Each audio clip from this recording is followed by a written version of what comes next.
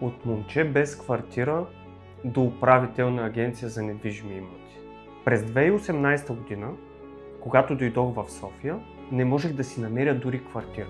А днес съм управител на агенция с 15 човека екип. И ако трябва да съм честен, този път беше всичко друго, но не и лесен. Първото нещо, което ми отвори очите, беше липсата на читави брокери. От 10 оговорени огледа не стигнах до нито един. Брокери, които нищо не ги интересува, обяви, които изчезват. И въпреки това, професията ми хареса. Да си в движение, да решаваш проблеми, да помагаш на хората. Година по-късно вече бях брокер в отдел наем.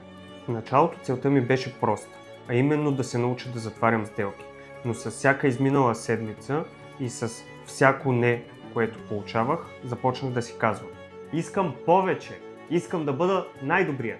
След това започнах в отдел продажби. По 6-7 огледа на ден и също толкова откази. Нито един клиент, нито един договор, който да стигне до край. 3 депозита за 3 дни и 3 се разпаднаха документално. Повечето хора биха се отказали.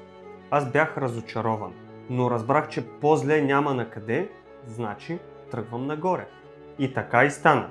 Следващия месец направих 2 сделки и после още и още. По това време Александър вече беше част от екипа.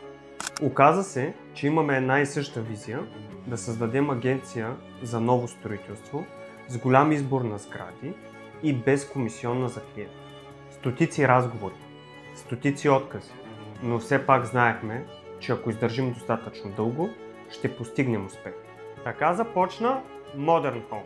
Трудно начало, много работа, малко сън, но днес имаме екип от над 15 човека, десетки проекти в София и работим само и единствено с доказани инвестиции. И всеки ден помагаме на хората да купят имот, така както на мен не ми помогна никой, когато дойдох в този град. А кое е най-хубавото? Тепърва започваме. Така че последвай ни, за да продължим да се развиваме и да ти даваме още стойностно съдържание.